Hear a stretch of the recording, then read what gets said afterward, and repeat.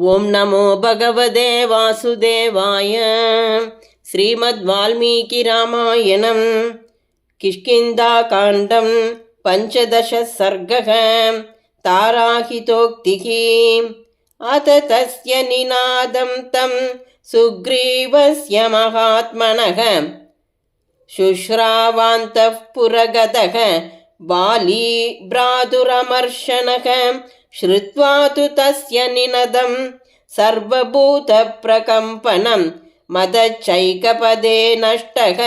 క్రోధశ్చాపతితో మహాన్ సతురోషపరీతాంగః. బాలీ సంధ్యాతపప్రభః ఉపరక్త ఇవాదిత్యః. సద్యో నిష్ప్రభతాం గతః.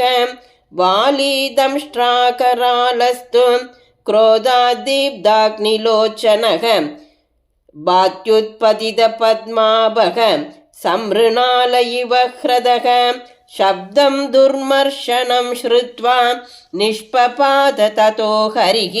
వేగేన చరణన్యాసైః ధారయన్నివ మేదినీం తం తు తారా పరిష్వజ్య. స్నేహాదర్శిత సౌహృతా త్రస్తా ప్రోవాచ సంభ్రాంతా హితోదర్గమితం వచః.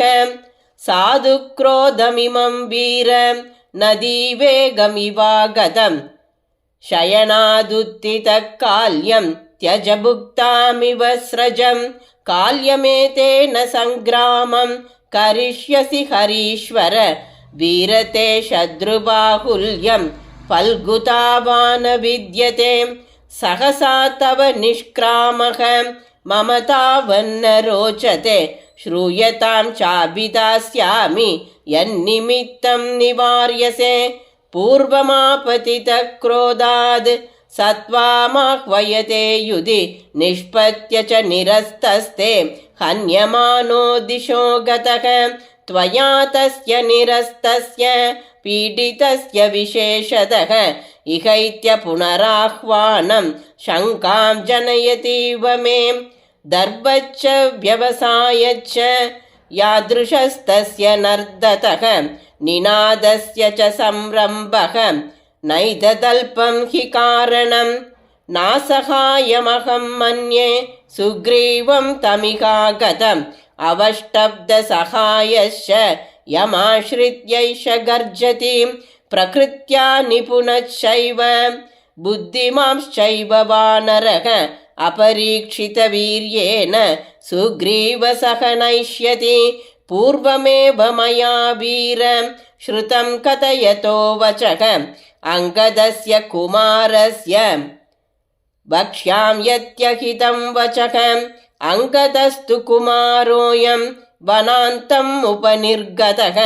ప్రవృత్తిస్తేన కథితాం చారైరాప్తైర్నివేదితాం. అయోధ్యాధిపతే పుత్రౌ శూరౌ సమరదుర్జయౌ. ఇక్ష్వాకూణాం కులే జాతౌ ప్రతితౌ రామలక్ష్మణం. సుగ్రీవ ప్రియకామార్తం ప్రాప్తౌ తత్ర దురాసదం. తవ భ్రాతుర్హి విఖ్యాతః సహాయో రణకర్కషః. రామ పరబలామర్ది యుగాంతాగ్నిరివోత్థితః. నివాస వృక్ష సాధూనాం ఆపన్నానాం పరాగతిః. ఆర్తానాం సంశ్రయశ్చైవ యశశ్చైకభాజనం.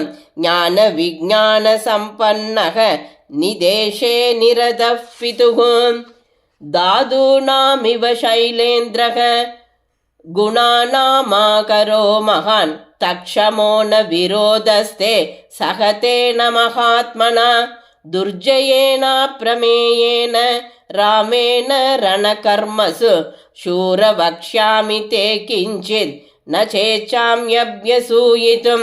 శ్రూయతాం క్రియతాం చైవ తవ వక్ష్యామి యద్దిదం. యౌవరాజ్యేన సుగ్రీవం తూర్ణం సాధ్వభిషేచయ. విగ్రహం మా కృతా వీర భ్రాత్రా రాజన్యవీయసాం. అహం హి తే క్షమం మన్యే తేన రామేణ సౌహృదం. సుగ్రీవేణ చ సంప్రీతిం వైరముత్సృజ్య దూరతః లాలనీయో హి తే భ్రాత यवीयानेश वानरः तत्र वा सन्निहस्तो वा सर्वदा बन्धुरेव ते न हि तेन समं बन्धुं भुवि पश्यामि कञ्चन दानमानादिसत्कारैः कुरुष्व प्रत्यनन्तरं वैरमेधः समुत्सृज्य तव पार्श्वे स तिष्ठतु सुग्रीवो विपुलग्रीवः तव बन्धु सदा मतः भ्रातुः सौहृदमालम्ब्य नान्या गतिरिहास्ति ते यदि ते मत्प्रियं कार्यं यदि सा वैषिमां हितां याच्यमानप्रयत्नेन साधुवाक्यं कुरुष्व मे प्रसीदपत्यं शृणु जल्पितं हि मे न रोषमेवानुविधातुमर्हसि क्षमो हि ते कोशलराजसूनुना न विग्रहशक्रसमानतेजसां तथा हिताराहितमेव वाक्यं तं वालिनं पद्यमिदं बभाषे न रोचते तद्वचनं हि तस्य कालाभिपन्नस्य विनाशकाले। इत्यार्षे श्रीमद् रामायणे वाल्मीकिये आदिकाव्ये चतुर्विंशतिसहस्रिकायां संहितायां किष्किन्धाकाण्डे ताराहितोक्तिर्नाम 15 सर्गः। श्रीदाशरथाय विद्महे सीतावल्लभाय धीमहि तन्नो राम प्रचोदयात्। जानकीकान्तस्मरणं जय जय राम राम।